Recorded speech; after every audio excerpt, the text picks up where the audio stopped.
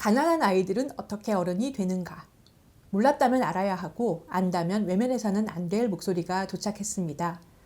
우리 사회는 누가 가난한 아이인지를 알려고 하지만 가난한 아이가 어떻게 어른이 되는지, 어떤 어른이 되어야 하는지는 알려고 하지 않습니다. 가난에서 벗어난 어른이 된다는 것은 어떤 의미일까요? 대학과 취직이 전부가 아닌 것은 모두가 알 겁니다. 현직 교사와 8명의 아이들이 나눈 10년의 대화를 기록한 이 책은 가난의 현실을 해부하며 우리가 가난한 아이들에게 경제적 지원만 하면 된다고 생각하는 것은 아닌지, 되고 싶은 것이 될 수 있는 자유와 용기를 주고 있는지 묻습니다. 빈곤, 불평등 문제를 해결하기 위해 우리가 진짜 관심을 가져야 할 것이 무엇인지, 가난한 아이들은 어떻게 어른이 되는가를 통해 만나보시기 바랍니다.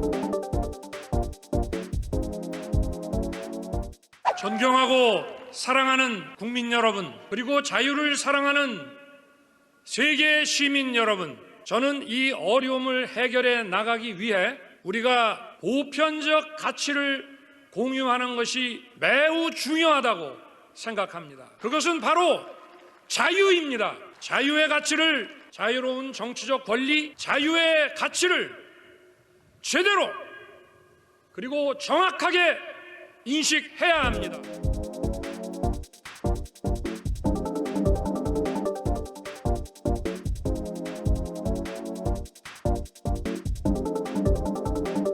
생각의 깊이를 더하는 알릴레오 북스 시즌5의 두 번째 시간입니다. 저는 메인 MC 조수진이고요. 예, 보조 진행자 유시민입니다. 예, 여전히 어색하네요. 제가 메인 MC고. 예. 원래부터 그랬는데. 예, 승진한 것 같습니다. 여러분의 정치적 소양을 높여줄 알릴레오 북스 총선 특집 6부작 오늘 두 번째 시간인데요. 유 작가님 지난주에 코끼리는 생각하지 말을 김종배 시사평론가 모시고 했잖아요. 지난주 방송 좀 어떠셨어요? 이 스튜디오도 바뀌고요. 이제 분위기나 뭐나 다 좋아졌고요. 책도 좀 시사적인 정치적인 현안과 직접적으로 좀 관련성이 깊은 책을 하니까 좋더라고요. 근데 김종배 씨가 좀 그 언론에 대한 억압이 세져서 그런지 좀 말조심을 하시는 편이더라고요, 예전보다. 아, 그래요? 자, 그럼요. 오늘 함께할 알북의 책손님부터 소개를 하겠습니다. 충남대학교 경제학과 류동민 교수님, 어서 오세요. 예, 안녕하세요. 예, 교수님 두 번째 출연이세요. 경제학의 예, 학년 18회 때. 예, 폴 크루만 책을 우리가 같이 공부했죠, 그때. 예, 그거 조회수도 잘 나오고 너무 좋았는데요. 다시 뵈서 반갑습니다. 반갑습니다. 예, 그리고 광순의 복덕방 대표이신 이광수 대표님 모셨습니다. 어서 오세요. 안녕하세요. 네. 뭐 이게 저희 재단에는 처음 오시죠, 이 시민센터에. 아닙니다. 자주 왔었고요. 보러도 오고 제가 또 노무현 시민센터 회원이어서 그러시구나. 그러세요? 자주 오기도 하고 구경 왔습니다. 한 분은 경제 이론, 경제학의 역사 이런 데 굉장히 밝으신 분이고 또 이광수 대표님은 실물 경제 쪽을 많이 이제 경제 비평 관련해서 다루시는 분이기 때문에 오늘 우리가 다룰 책이 어떤 내용이고 또 이것이 현실에서 어떤 의미를 가지는 책인지를 살펴보는데 꼭 필요한 두 분이 나오신 것 같아서 오늘 경제학도로서 만족합니다. 예, 그 두 분의 책손님과 함께할 오늘의 알북은요, 밀턴 프리드먼의 선택할 자유입니다.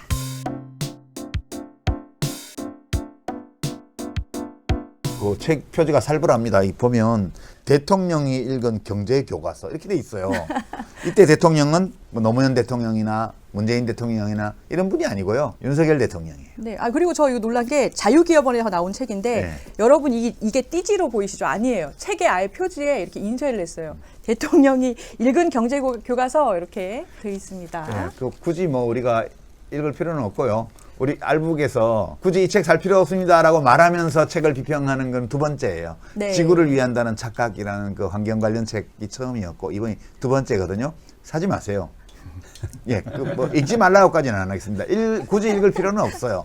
그냥 저희가 오늘 다 읽어드릴 거예요. 아니 작가님 그러면 이 책을 지금 선택한 건 이유가 뭐예요? 우리가 대통령이 국민을 이해를 안 해주니까 국민이 네. 대통령을 이해하기 위해서 가일층 노력해야죠. 아, 예.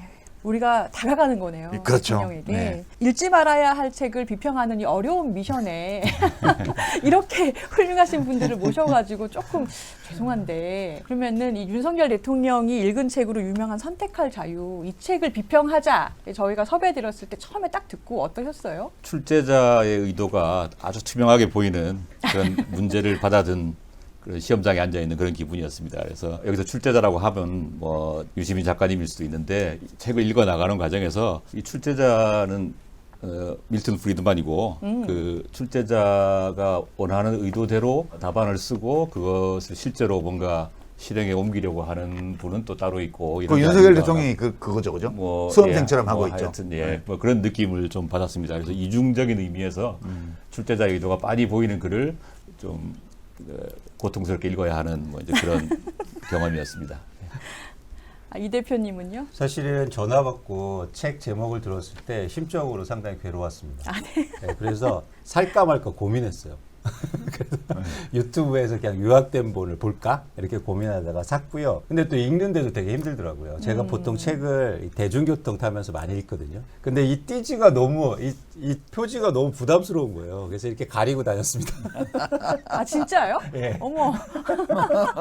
그래서 몰래 읽은 책. 아, 근데 그러니까 되게 괴로웠습니다. 지하철에서 볼 때 네. 대통령이 읽어서 읽은 경제교과서를 내가 읽고 있는 걸 오해받을까봐. 네. 그 얼마나 경멸적인 시선을 던지면서 지나가겠냐고 사람들이. 네, 오늘 좀 심심한 사과의 말씀을 먼저 드리고 시작해야 될 것 같네요. 아, 오늘 이 책을 통해서 과연 윤석열 대통령의 머릿속을 이해할 수 있을지 기대하면서 한번 출발해보죠. 자, 책 표지에 대통령이 읽은 경제교과서, 뭐 노벨 경제학상 수상자 이렇게 써놨는데요. 먼저 저자가 누군지 살펴보고 가지 않을 수가 없죠. 이 밀턴 프리드먼 굉장히 이름은 많이 들어보고 유명한 사람인데요. 유 교수님 이분이 뭐 어떤 분이세요? 보통 경제학 책에서 통화주의자라고 하는 분이고요. 통화주의는 1970년대 이후에 그 이전까지 미국이나 뭐 영국 같은 나라에서 지배적이었던 경제학파가 케인즈주의였는데 네. 케인즈주의가 이제 1970년대 초반에 그 석유 위기도 나고 하면서 이른바 스태그플레이션이 생기고 그것을 설명하거나 해결하는 데 좀 무력한 모습을 드러내게 됩니다. 그래서 그런 와중에 케인즈주의의 여러 가지 아이디어를 비판하면서 물론 뭐 새로운 아이디어라기보다는 그 케인즈주의 이전에 있던 그런 아이디어를 새로운 형태로 제출을 한 것이고 우리가 잘 아는 이제 신자유주의로의 전환이 시작된 것도 1970년대 중반 후반의 일인데 그 가장 선두에 서 있었던 그런 경제학자라고 할 수가 있습니다. 이광수 대표님은 이 밀턴 프리드만에 대해서 알고 계셨어요? 예, 그럼요. 저 경제학을 오랫동안 좋아한 또 학문이었고요. 제가 잠깐 또 고시 공부도 해서 고시 공부하셨어요? 네, 재경 행시를 좋아해서 그러시구나. 경제학을 열심히 공부했습니다. 그런데 사실 통화주의라고 일반적으로 알려져 있는데 이번에 읽으면서 밀턴 프리드만의 개인적인 그런 사생활에 대해서 좀 제가 봤어요. 그랬더니 그 시대의 인물이라고 딱 이렇게 표상이 되더라고요. 뭐냐면 굉장히 힘든 가정 환경에서 15살 때 대학을 입학해서 뭐 아침부터 저녁까지 계속 일하면서 대학을 힘들게 다니다가 결국엔 대학 교수와 노벨 경제학상까지 수상하잖아요. 그러니까 이런 인생의 역정을 딱 겪어오면 어떤 생각이 들었을까? 두 가지였을 것 같아요. 하나는 뭐냐면 나와 비슷한 사람을 위해서 노력하자. 라는 부류와 두 번째는 뭐냐면 봐봐 나 이렇게 성공했잖아. 이런 사회야. 그러니까 노력하면 잘할 수 있어. 너도 영이 될 수 있어. 그렇죠. 개인의 탓이야. 이렇게 개인적으로 생각할 수 있겠다는 생각이 드는 거예요. 그런데 이런 책이 딱 보니까 그 후자에 맞춰 있는 거죠. 아, 그래서 이게 사실 개인의 그 역정이 되게 중요하잖아요. 네. 그런 측면에서 사실은 밀턴 프리드만 좀 이해가 되고 추후에 또 말씀드리겠지만 윤석열 대통령도 이 책을 읽으면서 제가 이해를 좀 했습니다. 효과가 있었네요. 이해까지 했어요? 아니 저는 사실 그동안 이해가 안 됐거든요. 그러니까 동의한다는 것이 아니고 아니죠. 왜 이러는지를 알게 되었다는 거죠. 어그리가 아니고 언더스탠드. 야, 점점 책이 무슨 내용일까 지금 흥미진진해지는데요. 이 책이 나온 게 1980년이잖아요. 그러면 프리드먼이 그 노벨 경제학상까지 그 전에 이미 받은 저명한 경제학자였는데 어떤 목적으로 또 어떤 맥락으로 이 책을 쓰게 된 겁니까? 제가 아주 오래전에 젊은 박사 시절에 방송국에 높은 분하고 얘기할 기회가 있었습니다. 그때 하신 말씀이 굉장히 인상에 남았는데 방송에 자주 나오는 교수나 경제학자들을 믿지 마세요. 대부분 엉터리입니다. 이렇게 말씀을 하시더라고요. 뭐 맥락은 하여튼 뭐 여러 가지가 있을 수 있는데 사실 이제 밀턴 프리드만이 이 책 자체는 방송에 출연해서 부인과 함께 뭐 시리즈로 이렇게 그 대중 강의 비슷하게 했던 것을 엮은 거고요. 예. 사실 학문적으로 보면 이제 이 책의 그 기반이 되는 1970년대 후반 정도가 되면 이미 이제 노벨상도 다 받았고 그 다음에 학자라기보다는 어떤 그 이데올로그로서의 정체성이 굉장히 분명하게 드러난 이제 그런 시기였습니다. 뭐 그런 것 같습니다. 그러니까 이 책은 예. 이제 굳이 읽으실 필요가 없기 때문에 제가 미리 소개를 하면 데이터가 하나도 없어요, 거의. 아니 그렇더라고요. 예, 데이터라는 게 아예 없어요. 아니 각주가 없어요. 예, 각주도 없고 예. 그다음에 이제 이론적인 분석 틀도 소개하는 게 없습니다. 그러니까 이 책은 경제 이론서나 경제 연구서가 아니고요. 정치 철학 책이에요. 또는 사회 철학 책이고요. 그리고 여기서 이야기하는 것은 주로 이념적인 거예요. 그리고 이 이념적인 주장의 공격 목표는 케인즈주의 경제학이고요. 그렇게 돼 있습니다. 우리가 알기로는 윤석열 대통령 아버지 윤기중 교수가 이 책이 나왔을 때 세계적인 베스트셀러였기 때문에 우리나라도 일찍 소개가 됐어요. 읽어보라고 좋은 책이라고 추천해줘서 윤석열 대통령이 이거를 막 거의 여러 해 동안 끼고 살았다고 본인이 얘기를 했더라고요. 제가 그 말을 들을 때는 그냥 무심코 듣고 지나쳤는데 제가 이번 이 책을 다시 읽으면서 우리나라 진짜 큰일 났다. 진짜 일 났어. 혹시라도 이제 여당이 150석 이상에서 법을 만들 수 있는 상황이 되면 아주 칠레처럼 될지도 모르겠다, 우리나라가. 칠레가 1973년도에 아엔데 정권을 전복시킨 피노체트 장군의 쿠데타 미국 CIA가 배후 조종해서 했죠. 그러고 나서 시카고 보이즈라고 그래서 그 밀턴 프리드만을 추종하는 일군의 시카고 대학 출신 경제학자들이 그 피노체트 군사정부의 경제자문으로 가서 아주 한 10년 동안 칠레 경제를 아주 박살을 냈거든요. 근데 지금 윤석열 대통령이 시카고 보이즈예요. 이 책을 읽어보면 와, 이런 말 해도 되나? 생각보다 훨씬 윤 대통령이요. 예. 이 책 내용을 그대로 실천하는구나. 예. 아니 그 무심히 볼 일이 아니에요. 사실 저는 좀 약간 소름 끼치는 문장들이 많이 있었어요. 이 안에 윤 대통령이 주로 경제 사회 정책과 관련해서 하는 모든 행동과 말들이 이 안에 그 근원이 있어요. 제가 보기에는. 그러니까 흔히 하는 말로 책 한 권도 안 읽은 사람보다 책 한 권 읽은 사람이 진짜 무섭다고 그러잖아요. 진짜 경제학 책이라고는 이 책 하나밖에 안 읽었을지도 모르겠다. 그러니까 윤 대통령의 입에서 나오는 모든 말과 그가 내리는 모든 경제적인 정책 결정이 이 책에서 밀턴 프리드만이 얘기한 거하고 맞는 거는 채택하고 여기에 어긋나는 건 다 배척하는 식으로 지금 우리 경제 정책을 하고 있는 게 아닌가라는 그런 생각이 들어서 좀 무서워졌어요. 이번에 이 책 읽고 나서. 자, 그러면 원래는 저희가 방송마다 이 책을 누구한테 추천하고 싶은가 이걸 봤거든요. 근데 오늘은 이 절대 읽지 말라고 유 작가님이 그러시니까 아니 읽을 필요 없다고. 우리 그렇게 편협한 사람이 아니에요. 절대 읽지 말아야 될 책이라는 건 없어. 네. 다만 굳이 읽을 필요가 없습니다. 그러면 오늘 방송을 누가 꼭 봐야 되는가? 요걸 한번 좀 추천을 해주시죠. 저는 그 특히 제 제자들이 좀 그 이 방송을 보고 이 책의 문제점에 대해서 깨달았으면 합니다. 아까 이광수 대표께서 말씀하셨는데 사실 뭐 개인의 노력이라는 것도 상당히 중요하고요. 자본주의 사회에서 사회의 구조도 물론 중요합니다. 어느 하나로 환원을 할 수는 없지만 이런 책들의 문제가 특히 이제 제 제자들의 입장에서 보면 너무 많은 부분을 자기 탓으로 돌리는, 자기의 노력이 부족하거나 능력이 부족하거나 이런 식으로 받아들이는, 그리고 그 속에서 구조보다는 자기 혼자라도 어떻게 해서라도 살아나가려고 하는 이런 태도를 기르게 되는 그런 경향이 있습니다. 그래서 그런 것에서 좀 벗어날 수 있으면 좋을 것 같다는 생각을 해봤습니다. 저랑 똑같습니다. 저도 2030들에게 이 방송 보라고 하고 싶었어요. 저는 오랫동안 주식 애널리스트로 일했는데요. 예. 그 저 잘 나가던 주식 애널리스트 이렇게 소개가 돼 있던데.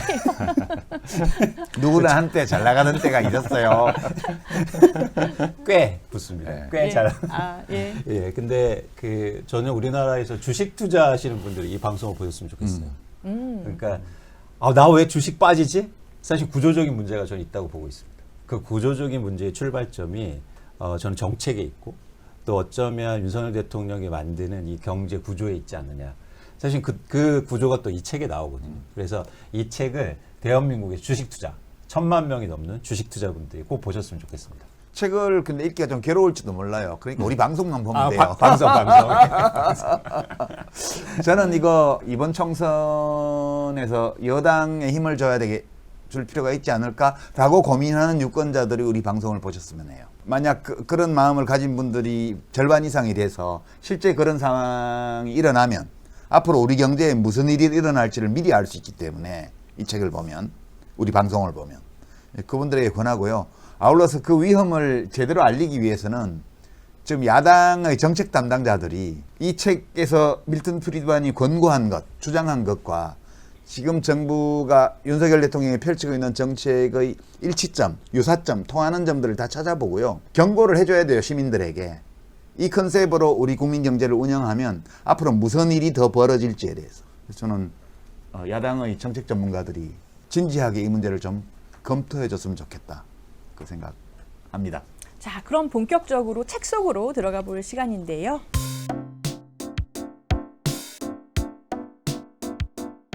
자, 이 책에 대한 총평 짧게 좀 부탁드릴까요? 유 작가님 어떠셨어요? 그냥 정부는 아무것도 하지 말라라고 주장하는 책이에요.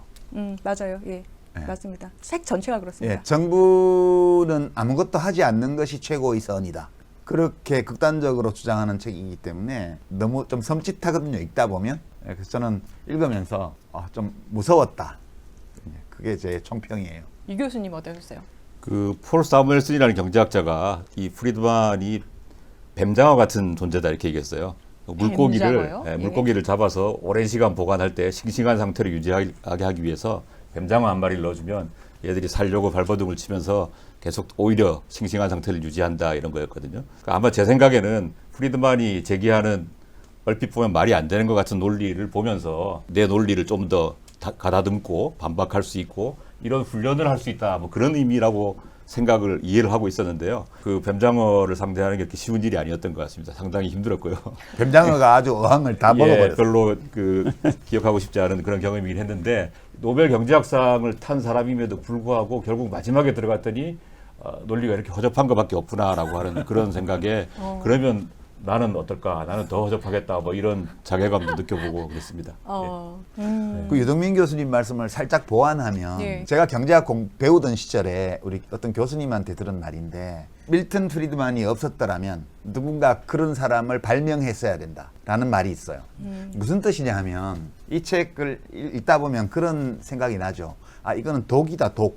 어떤 독이냐 하면 해독제로 쓰는 독이다. 그러니까 이 사람이 주로 케인즈주의 경제학을 공격을 했는데 하기 위해서 이 책을 썼는데 케인즈주의 경제학이라는 것도 진리는 아니거든요. 그러니까 그 재정 정책이라든가 국가 정책이라든가 혹은 분석 방식이라든가 이런 거에 약점이 있을 수 있고 약점이 있고 그리고 그 정책에 부작용이 있어요. 근데 이 사람은 어떤 이론의 약점을 하나의 반증, 그다음에 하나의 부작용 이걸 찾아요. 꼭 찾아가지고 그걸로 그 정책을 공격하고 그 이론을 공격합니다. 이제 그 뜻이잖아요. 그죠? 그 뱀장어 얘기가. 그러니까 해독제로 쓰는 독 같은 거예요, 이게. 이거 자체는 맞는 이론이나 말이 아닌데 이 사람이 공격하는 그 공격 대상이 된 이론의 약점을 우리가 알고 문제점을 알고 그것을 보완할 방법을 찾고 극복할 방법을 찾는 데는 도움이 돼요. 근데 해독제로 쓰는 독을 약으로 써버리면 어떻게 돼요? 그러면 독약이죠, 그냥. 그럼 사람이 죽는 거죠. 그러니까 약간 이 프리드만의 주장, 이념적인 어떤 주장이라는 거는 일리가 있어요. 경청할 가치가 있어요. 근데 그대로 하면 안 돼요. 그대로 하면 죽어요. 사마천 사기에 보면 이런 말이 나오잖아요. 결국엔 나쁜 놈이 승리하더라. 예, 이 말씀하시잖아요. 결국 이 책 다 읽고 나면 젊은 사람들이 어떤 생각을 하게 될까? 결국 그거예요. 뭐냐면 결국 나 혼자 생각하고 이기적으로 살고 남 탓하면서 아니면 내 탓하면서 혹시나 뭐 이러면서 사는 게 오히려 현명하지 않을까 그런 결론에 이르게 되는 굉장히 참혹하고도 서글픈 그러니까 혼자라는 생각이 많이 들더라고요. 외롭고. 윤석열 대통령이 이 책으로 그러면 경제학을 공부했다. 윤 대통령의 경제학 교과서라고 하는데 아까 독약이라고 하셨잖아요. 이 책으로 그러면 국정을 지금 실제로 펴고 있는 윤 대통령의 집권 2년차 성적표 자료들로 한번 네. 볼게요.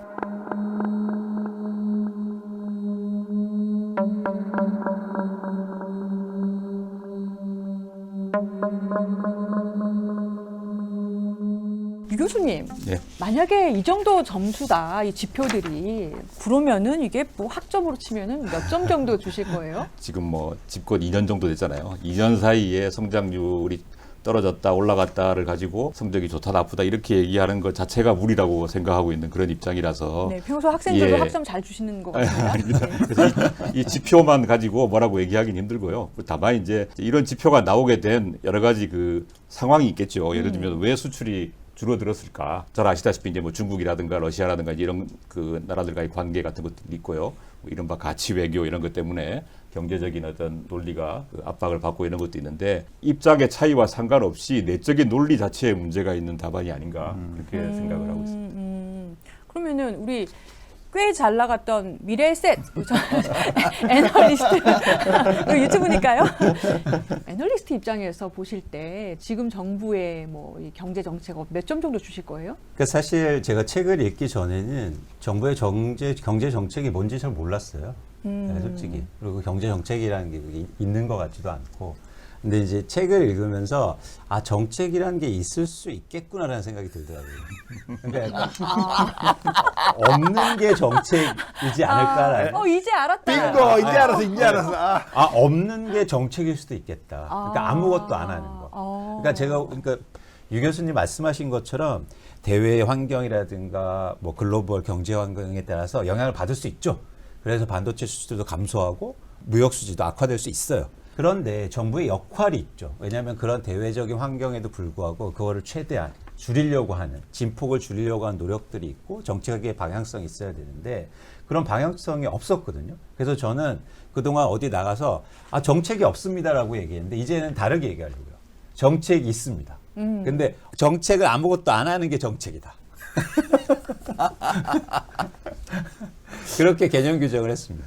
그런데 이 경제 성장률, 수출 증감률, 실질임금 상승률, 인플레이션 4개 데이터를 봤잖아요. 예. 이제 집권하고 첫 한 2년 정도의 한 20개월 정도의 기간에 문재인 정부 때하고 수평 비교를 한 거예요. 했는데 저는 이거 보면서 윤 대통령의 말이 떠오르더라고요. 후보 시절인데 거목 경제라는 게 그 대통령이 한다고 살아나는 게 아닙니다. 이런 뉘앙스의 말을 한 적이 있어요. 다들 무심코 들어넘겼죠. 네, 그게 밀턴 프리드만의 철학이에요. 맞습니다. 맞습니다. 작은 정부가 선이고 국가는 되도록 아무것도 하지 않아야 된다.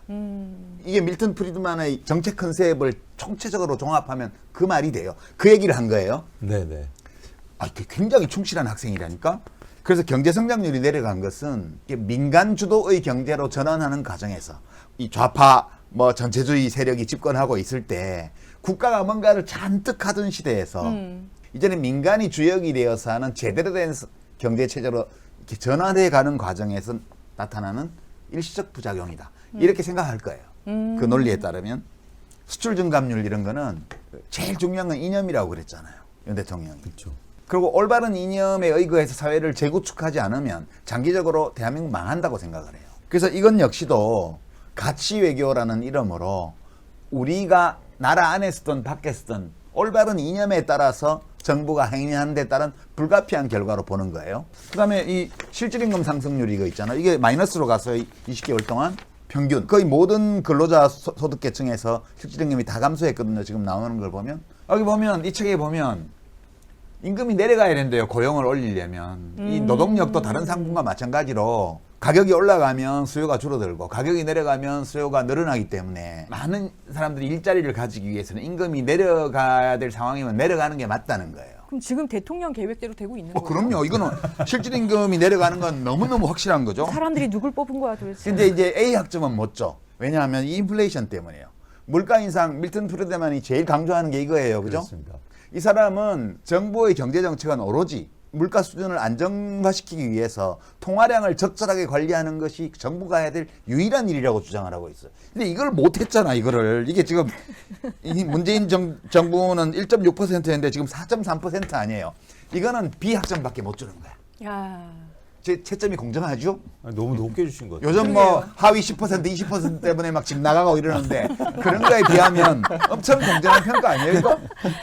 아니 저는 이 경제 대통령 이런 식이면 낙제점 줄래요. 그래요? 너무한 거 아닙니까? 지금 데이터가 올라가는 게 없잖아요. 벌써 2년 차인데. 물가 인상 올라가잖아요.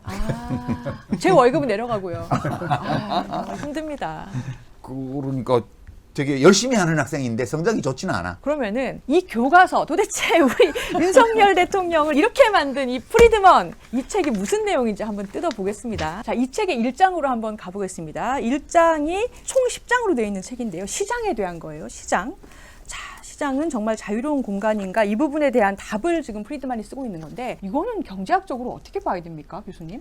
일장에서 나오는 얘기는 아닌데요. 시장이 아주 자유롭고 평등한 공간이다라는 걸 여러 차례 계속 강조하죠. 강조를 해요. 예. 그래서 뭐 요즘 뭐 흔히 하는 얘기대로 누가 칼 들고 협박한 것도 아니고 누가협. 예.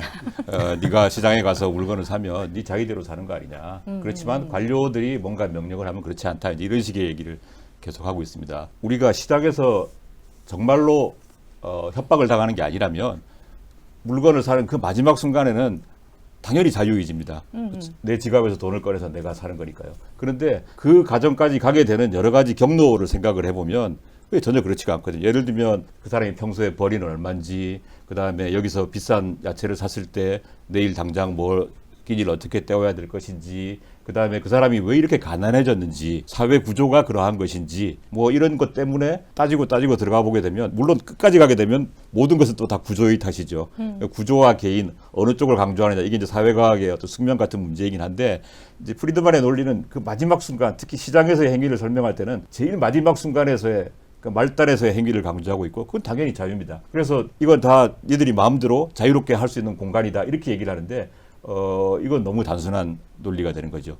그리고 마지막 순간에 다 같이 자유로운 행동으로 한다라고 하더라도 그 서로의 관계는 절대로 평등하지 않습니다. 돈을 많이 가진 사람이 소비를 할 때와 그렇지 않은 사람이 소비를 할 때 그 두 사람이 서로 시장에서 마주쳤을 때 그 관계라고 하는 것은 결코 이렇게 평등한 관계가 아니거든요. 근데 이런 문제에 진정한 관해서는 자유냐? 예, 이 이런 문제에 관해서 생각하고 있지 않죠. 그러니까 자유라는 건 사실 굉장히 복잡하고 여러모로 남용되기도 하고 오용되기도 하는 개념 아니겠습니까? 자유 싫어한다는 사람 아무도 없거든요. 그렇지만 여기서 말하는 자유라는 것은 그야말로 시장에서의 마지막 순간에서의 그 행동, 이것을 자유라고 그대로 등치시켜놓고 그 이외의 것은 다 비판하는 이런 구조로 되어 있는 것이죠. 민영화요. 그 지금 이 1장의 내용을 쭉 연결하면은 정부가 시장에 개입하면 안 되기 때문에 결국에는 공공 서비스를 다 민영화를 해야 된다라는 결론에 이를 수 있어요.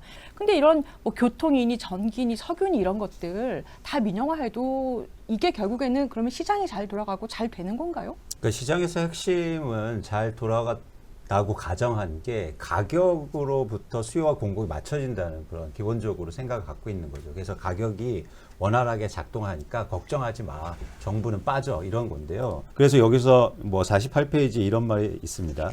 네. 가격 시스템의 운용은 너무나 효율적이고 잘 돌기 때문에 우리는 이 존재를 모른다. 그래서 사실은 당신들 잘 모르지? 알아서 가격이 다 맞춰줄 거야. 이 프리드만이 고약한 게 뭐냐면 이상한 예를 끌어들여서요. 사람을 현혹시켜요. 그러니까 단 하나의 반증. 예. 그래서 이제 어떤 말을 듣냐면 1970년도에 오일 쇼크가 막 나요. 네. 그래서 유가가 급등한다는 거예요. 근데 미국에는 이 오일 가격이 너무 오르니까 가격 규제를 합니다. 그러니까 주유소에 차가 엄청나게 쳐요. 왜냐하면 그 가격으로 공급이 충분히 안 되고 또 수요는 많으니까. 그러면서 어떤 예를 드냐면 봐봐 니네 줄을 서지. 근데 일본하고 서독 그러니까 독일은 줄 서지 않아. 그 이유가 뭔지 알아? 거기는 그냥 남겨두니까 유가가 엄청 오르니까 공급도 많아져. 그러니까 줄도 안 서. 이런 논리예요. 언뜻 들으면 그렇네. 네. 지금 내가 당하는 거고. 근데 이 결과를 한번 볼까요? 어떤 일이 벌어지냐면 일본 같은 경우에 그렇게 내버려둬서 그 당시 소비자 물가가요 20% 급등합니다. 거기까지 얘기를 해야지 완성이네요. 그렇죠. 그러니까 이 당시의 시대적 상황이라는 게 전 이해가 됩니다. 네. 왜냐하면 2차 세계대전이 끝나고 수요가 막 폭발하면서 경제 성장률이 굉장히 가파르게 이루어졌는데 1970년대를 지나면서 성장률이 둔화되잖아요. 그러면서 우리가 왜 지금 좀 어렵지? 경제 성장이 왜 어렵지? 왜 삶이 좀 어려워졌지? 이유가 필요했던 거예요. 비난할 대상. 그러니까 그 대상을 정부를 대고 욕하기 시작했고 자유를 억압하고 있다. 그러면서 그 당시에 사람들이 겪고 있는 일생생활의 예를 여기에 이제 주입하는 거죠. 이해하기 쉽게. 그 너무 우리가 프리드만을 까는 것 같은데 이 사람 되게 천재예요. 굉장히 천재적인 재능을 가진 사람이 아주 그 개인주의적이고 다른 사람을 배려하지 않는 이런 심성하고 이게 결합이 되면 뭐가 나오는지를 이 책이 되게 잘 보여주는 거예요.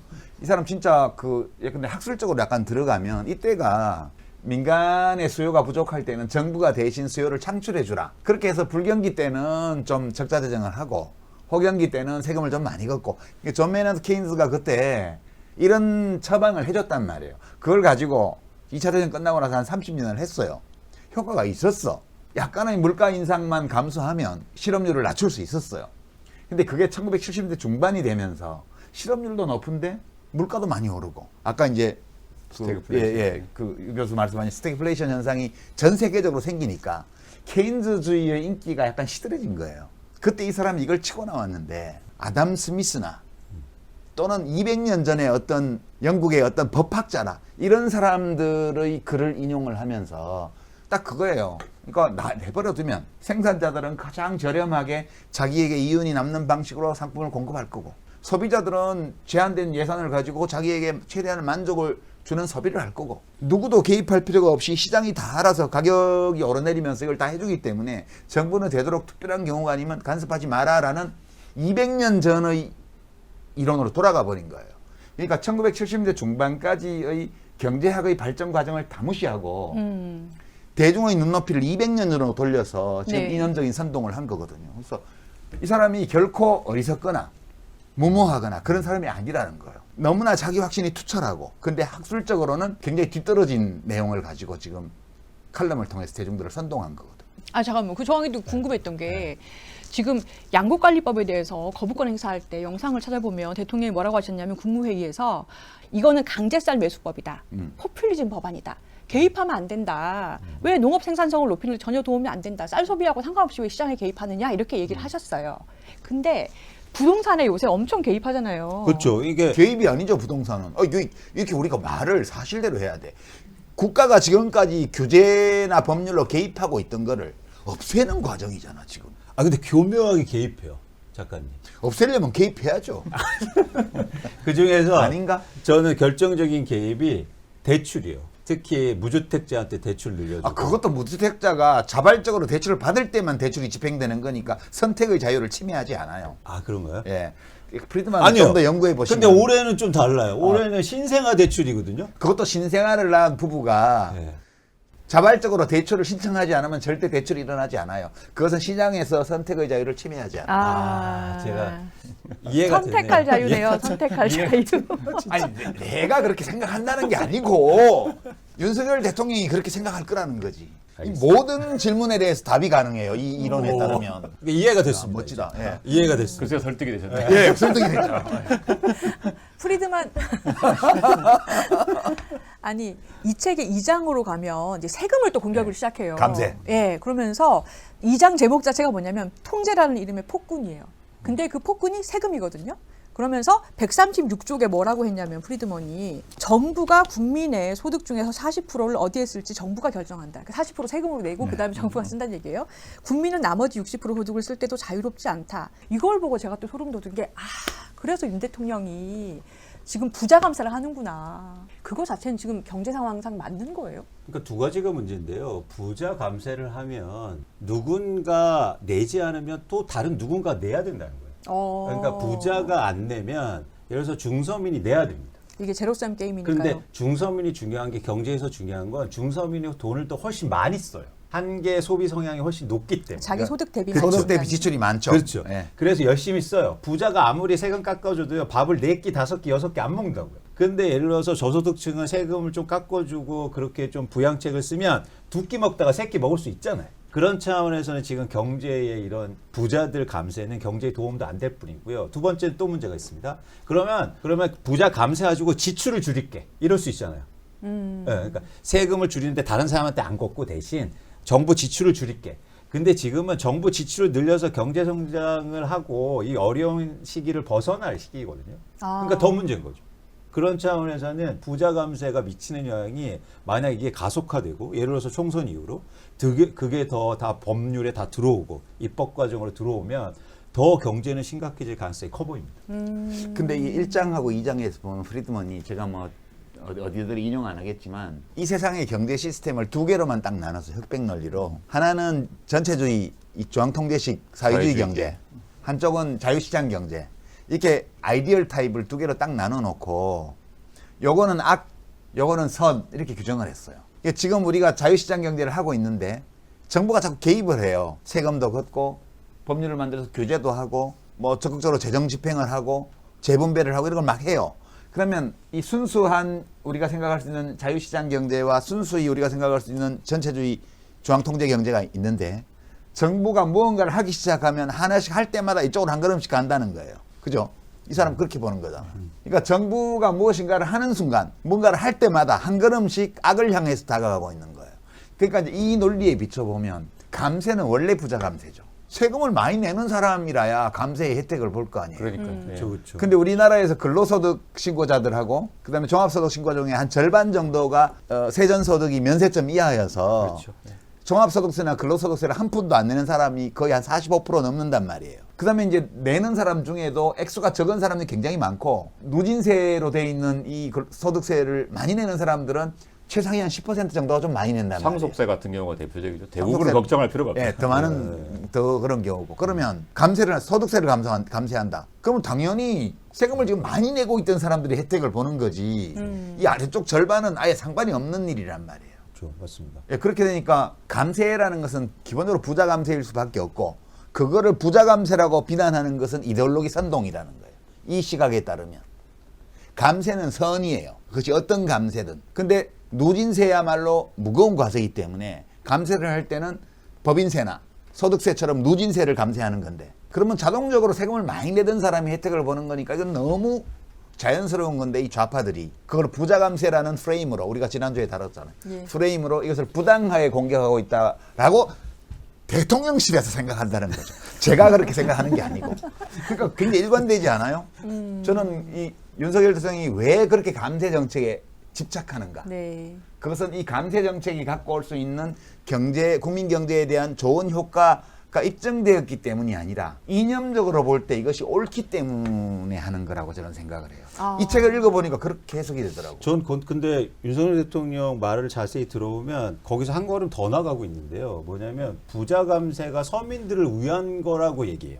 이 지점이 되게 무서워요. 네, 네. 그러니까 뭐냐면 부자의 돈을 세금을 깎아줘야 소비도 많아지고 그래서 가게도 잘 될 거야 아, 라고 자영업자도 얘기하잖아요. 살고. 그러니까 그렇게 얘기를 되게 자주 하더라고요. 그거는 근거가 없다. 아니, 프리드만 프리드먼이 선생님의 그렇게 말에 그렇죠, 얘기했나요? 그렇죠. 그런 지점에서 그러니까 거기서 한 발자국 더 그죠? 나니까 유 교수님 그렇지 예, 않아요? 예. 프리드만의 주장에 따르더라도 그거는 아니지 않나요? 그런 것 같습니다. 아니 그리고 우리나라에 이미 한번 그 비슷한 정책 폈던 것 같아요. 줄푸세. 이명박 정부 때 줄푸세 줄푸세 해서 그 효율증이 지금까지 있는 거 아닌가요? 뭐냐면 그때 법인세 실제로 세율 막 깎아줬잖아요. 그래서 지금 세금 덜 걷고 있는 거고 쓸 돈이 줄어든 거고 그리고 그때 공적 기관들 다 이제 기능들 축소해 나가지고 지금까지 계속해서 고통받고 있는 거 아닌가요? 그런 건 중요하지 않아요. 우리나라의 현재의 대통령에게는 옳은가 아닌가가 중요한 거예요. 외교조차도 가치 외교라 그래서 이념으로 하는데 경제 정책을 이념으로 안 하고 무슨 실정적인 그런 걸로 하겠습니까? 이게 지금 윤석열 대통령이 하는 경제 정책은 옳기 때문에 하는 거예요. 본인 생각에. 아니 객관적으로 옳다고 제가 말하는 게 아니고 그 대통령 본인 생각에 이게 옳아라는 생각을 굳게 가지고 있고 밑에서 오는 어떤 정책 건의도 윤석열 대통령이 이 선택할 자유를 잃고 이미 외우고 있는 그 프레임이 있잖아요. 이 프레임에 들어맞는 거는 받아들이고 여기하고 마찰이 일어나는 건 다 배척하는 이런 상태로 지금 우리나라 경제 정책이 이루어지고 있는 게 아닌가? 그렇게 보는 거죠. 그 너무 체계적으로 이해를 하시려고 하는 것 같고요.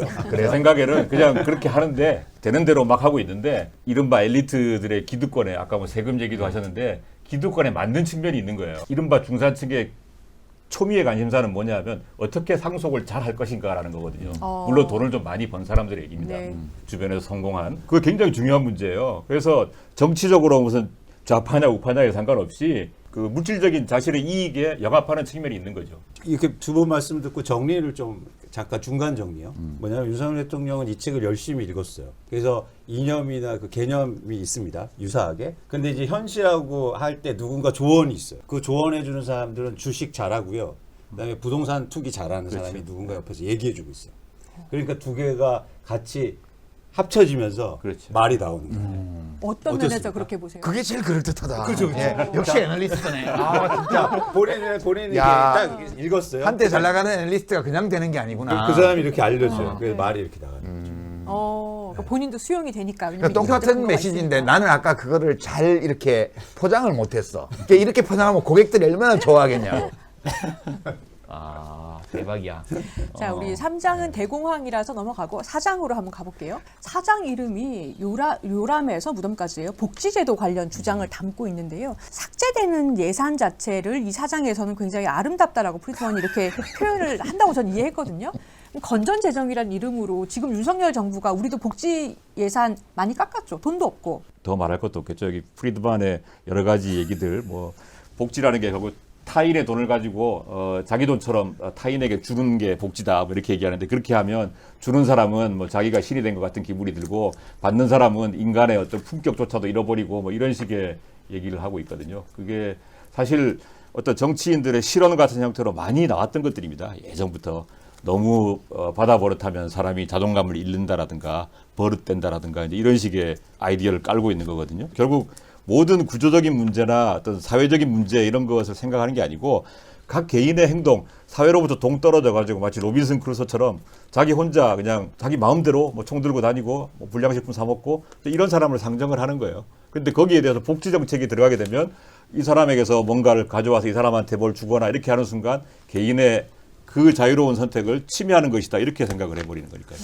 복지와 관련해서 프리드만이 곳곳에서 얘기하는 걸 보면 되게 흥미로운 점이 많은데, 경제학적으로 고찰할 수 있는 거는 딱 하나예요. 이걸 딱 요약하면 이런 거예요. 모든 복지 제도를 다 없애라. 그 대신에 한 개로 다 통폐합해라.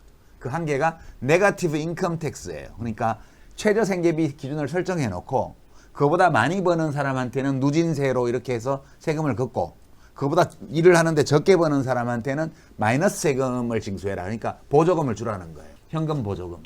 그 현금 가지고 마음대로 선택할 수 있게. 그러니까 주거급여 주고 생계급여 주고 뭐 교육급여 주고 이렇게 주지 말고 그거 싹 다 없애고 그냥 최저생계비를 기준으로 해서 그 이상은 세금을 걷고 그 밑으로는 보조금을 줘라. 딴 건 다 없애도 된다. 이것만이 선택의 자유를 최대한 보장하고 인간의 자유를 확대할 수 있는 복지정책의 핵심이다. 이렇게 주장을 했거든요. 그럴듯해 보이지 않아요? 그게 문제입니다. 항상 그럴듯해 보이는 게. 그러니까 이게 복지를 하려면 예산이 필요하잖아요. 네. 근데 결국엔 세금을 증가시켜야 되는데, 그러면 있는 사람한테 세금을 거둬야 됩니다. 근데 여기 책에서도 나오지만 돈이 많은 사람들은 열심히 일해서 돈을 벌었어요. 근데 돈이 없는 사람들은 게으름 피고 저축 안 하고 그래서 돈이 없어요. 근데 열심히 일하는 사람한테 왜 돈을 뺐냐는 거예요.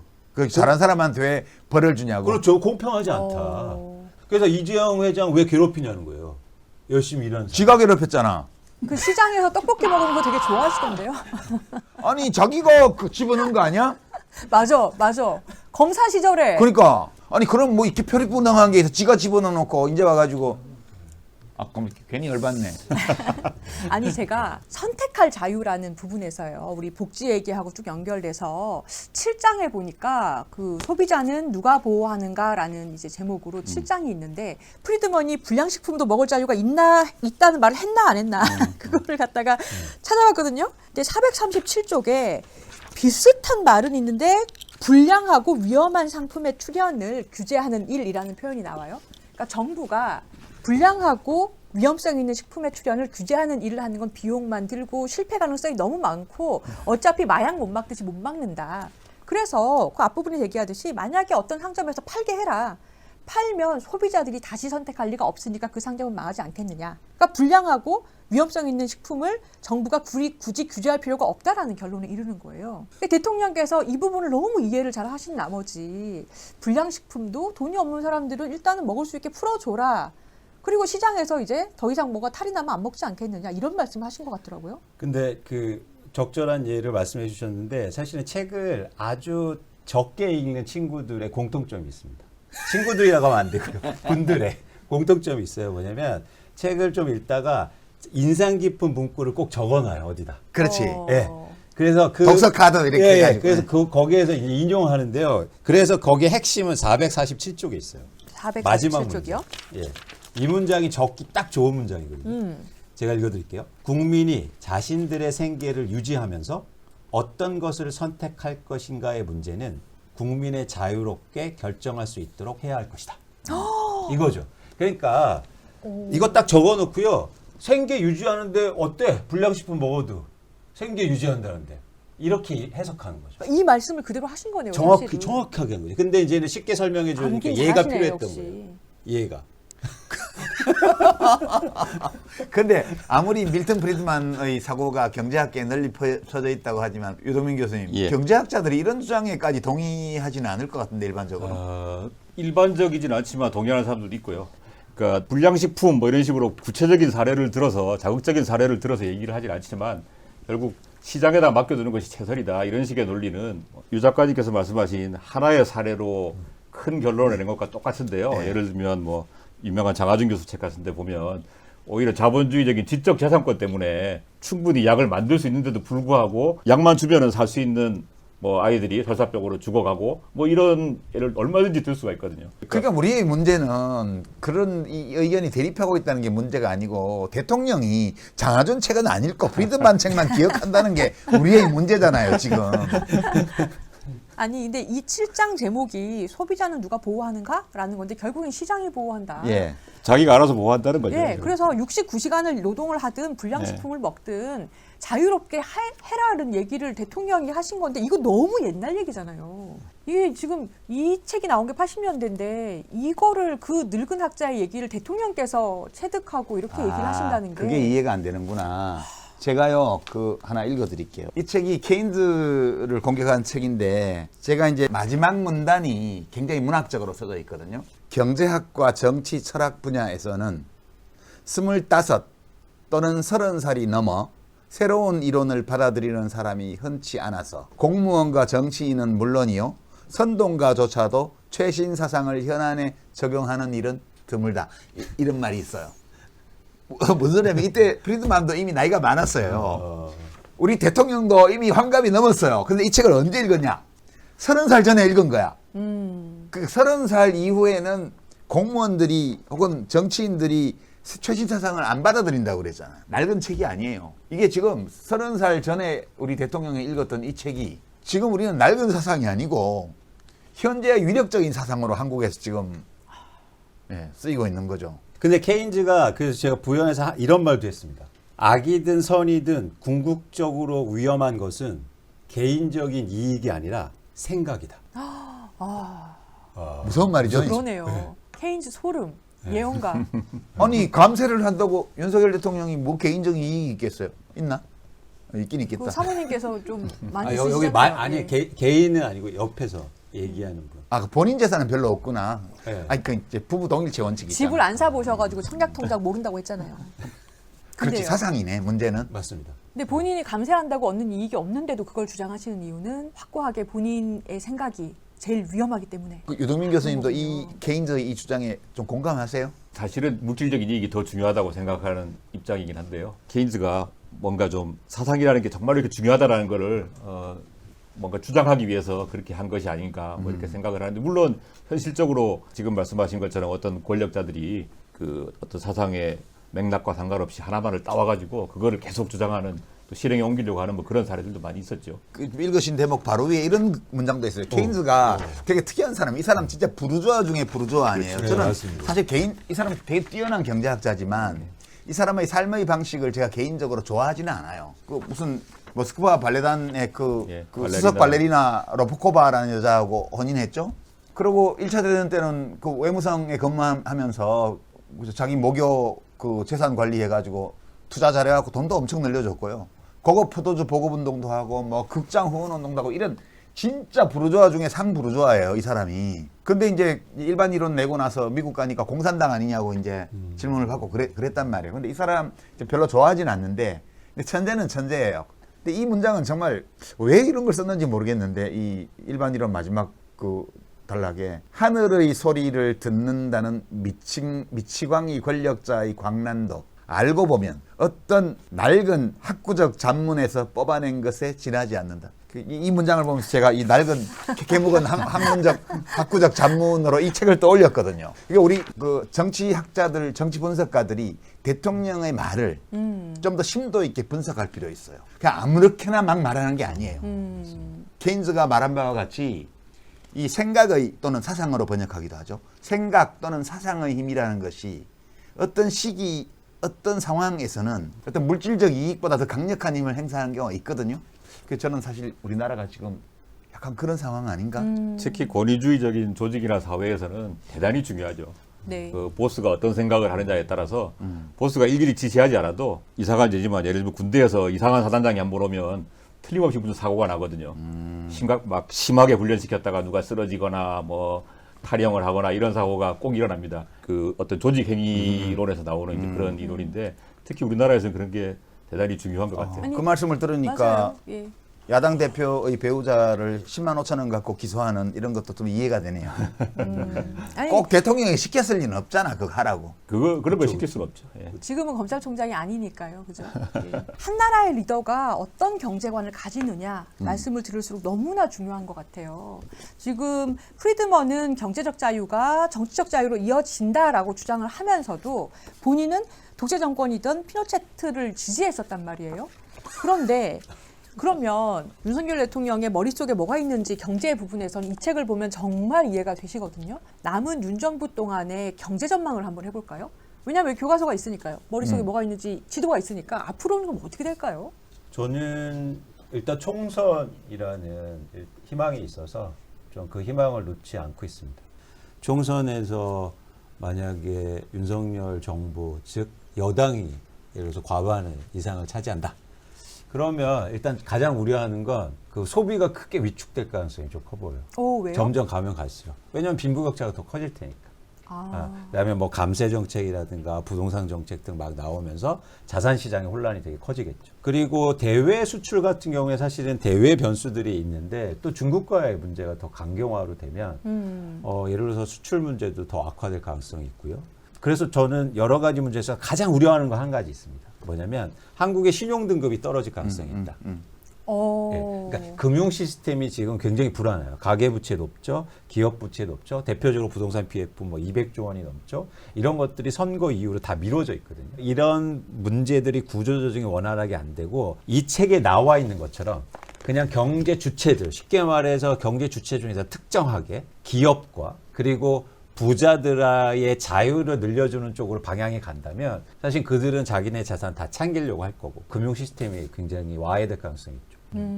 그 저는 강 건너 불구경 같은 표현이라서 좀 죄송하긴 합니다만 누구 한두 사람이 망칠 수 있는 그런 경제는 이미 지났다라는 그런 의지적인 희망, 의지적인 낙관이라고 할까 이런 걸 가지고 있는데 좀 더 장기적으로 이게 어떤 이른바 후가로 좋지 못한 후가를 가져올 거라고 생각이 드는데 프리드만을 그 패러디하자면 경제적 자유가 정치적 자유로 이어지진 않지만 경제적인 어떤 민주주의의 붕괴라고 하는 것은 결국에는 정치적인 민주주의의 붕괴도 가져온다고 생각이 돼요. 결국 뭐 쟤들은 쟤들대로 가는 거고 나는 이런 거고 투트랙 사회가 될 거고 그러다 보면 정치적으로 뭐 역사적으로 보면 유례 없이 진짜 선동적인 포퓰리스트가 나타나서 뭐 히틀러 같은 사람이 나타나거나 뭐 스탈린 같은 사람이 나타나거나 이렇게 되거나 아니면 정치적으로 아주 무관심해져 가지고 선거를 하건 뭐 누가 후보를 나오건 나하고 아무 상관이 없는 거고 나는 어떻게 해서라도 뭐 코인이라도 해가지고 조금 더 벌어봐야겠다 이런 식의 무력한 사회로 가게 되는데 이 두 가지 시나리오 모두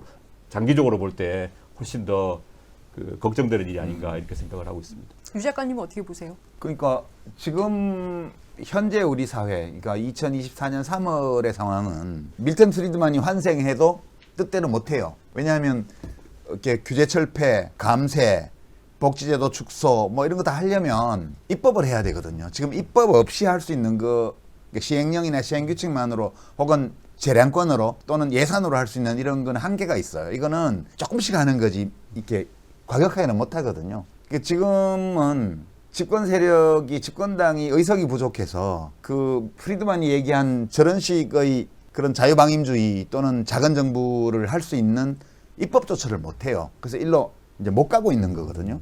그래서 한국 경제가 누구 한 사람이 망가뜨릴 수 있는 수준은 아니지 않나라는 착시를 저는 할 수 있다고 봐요. 근데 이제 입법권을 가지게 되면 저는 정말 막갈이라고 봐요. 그리고 이제 지금 야당이 통과시킨 법 9개 중에 9개를 거부권을 행사했는데 그중에 2개만 특검법이고 나머지는 다 그 일반적인 법안이란 말이에요. 뭐 간호법이라든가 뭐 양곡관리법이라든가 노란봉투법이라든가 이런 거 전부. 근데 이 프리드만은 노조는 임금 인상에 1도 영향을 못 미친다고 보는 입장이고 정부는 기본적으로 특수이익을 지켜주는 조직이다 이렇게 보는 시각이잖아요. 근데 민주당은 예전부터 할 일을 하는 정부라는 캐치프레이즈를 갖고 있었기 때문에 필요한 규제는 하고 또 필요한 재분배는 하고 대중이 요구하는 어떤 정책들은 편다는 입장인데 지금은 거부권에 막혀서 못하죠.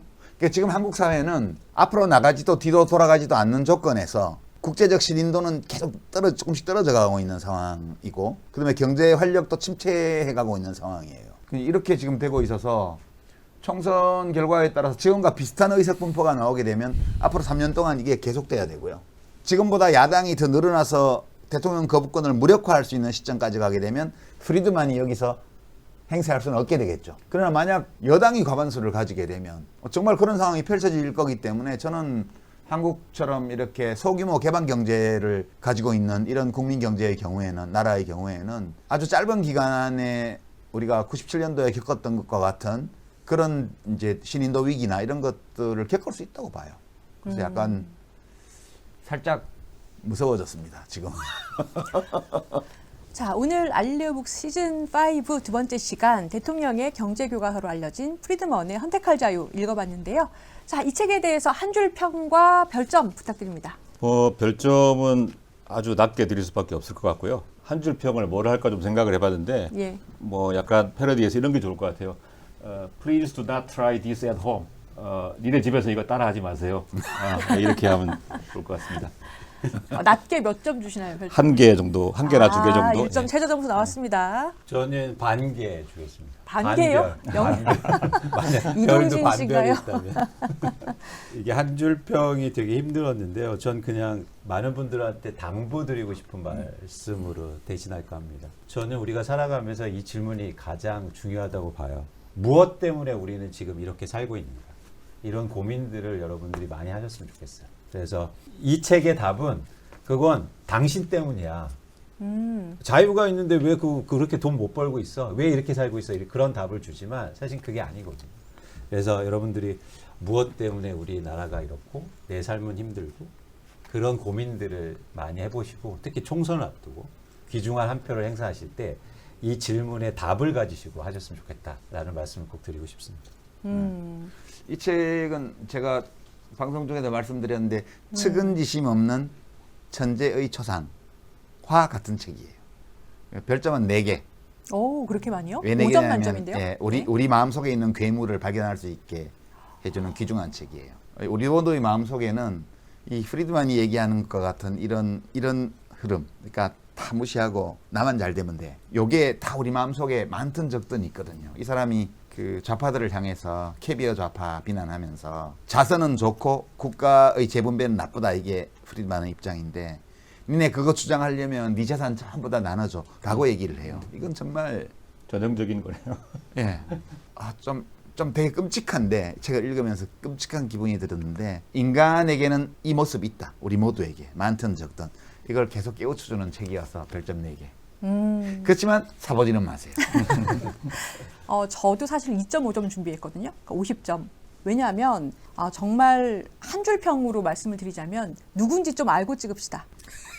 어떤 머릿속에 경제정책을 갖고 있었는지를 이 책을 통해서 제가 알게 됐거든요. 그래서 누군지 알고 찍어야 된다라는 생각을 다시 한번 일깨워주는 그런 책이어서 그래도 2.5점 정도는 줘야 되지 않나 싶습니다. 자, 오늘 이제 마무리할 시간인데요. 류동민 교수님 오늘 두 번째 나와 보시니까 소감 어떠셨어요? 예, 뭐 이 책을 읽는 과정은 굉장히 힘들었지만 오랜만에 이렇게 죄송해요. 편하게 얘기할 수 있어서 상당히 즐거운 시간이었고요. 점점 이렇게 책을 읽고 책에 대해서 서로 의견이 뭐 꼭 같지 않더라도 좀 심층적으로 얘기해 볼 수 있는 그런 기회가 점점 우리 사회에서 없어지는 것 같아요. 심지어 교수인 저도 그렇거든요. 그래서 이런 기회가 좀 더 많아지면 개인적으로도 상당히 기쁘겠다 이렇게 생각을 해봅니다. 초대가 오면 또 나오겠습니다. 그렇게 들리네요. 그죠? 우리 후원 회원이신 소중한 회원님, 예, 이광수 대표님 어떠셨어요? 너무 초대해 주셔서 너무 감사하고요. 사실 저도 즐겨보는 또 프로기 때문에 오늘 기쁜 마음으로 참석했습니다. 게다가 저는 사실은 책을 읽는 게 이렇게 고통스러운지 처음 경험했어요. 대학 때 전공책 이후로. 그러면서도 어떤 생각이 들었냐면 세상에 다 이유가 있구나. 그 이유를 알게 된 또 계기가 됐습니다. 저희가 특집이잖아요. 선거를 앞두고. 그래서 저희가 이렇게 얘기하고 책에 대해서 말씀드린 내용들이 여러분들의 선택에 좀 도움이 됐으면 하는 그런 작은 바람을 갖고 있습니다. 유 작가님 마지막으로 보조 MC시니까요. 다음 주 책도 같이 소개해 주세요. 다음 책은 사실 우리가 지금 검사 출신들이 마구나대는 이제 현대판 무신 정권의 시대를 살고 있는데요. 대통령이 국민을 이해해주지 않으니까 우리가 이해하기 위해서 몸부림치는 이 노력을 다음 주에도 이어갈까 합니다. 그래서 다음 주에는 한동수 변호사가 쓴 검찰의 심장부에서 라는 책을 준비했습니다. 오늘 이 시간에는 우리가 윤석열 대통령의 머릿속에 들어가 보려고 노력을 했고요. 다음 주에는 검찰 조직 속으로 한번 또 검찰이라는 이 집단 폐쇄형 군중의 특유의 문화 속으로 한번 들어가서 우리가 어떤 자들에게 지배받고 있는가를 한번 확인해보는 그런 소중한 시간을 가질까 합니다. 예, 바로 요 책이죠? 예. 네, 그렇게 두껍지 않습니다. 읽고 같이 읽어보면 좋을 것 같아요. 오늘 한 책에 비하면 너무 잘 읽혀요. 네, 생각의 깊이를 더하는 알릴레오 북스 오늘은 여기까지입니다. 다음 주 금요일에 만나요. 수고하셨습니다. 예.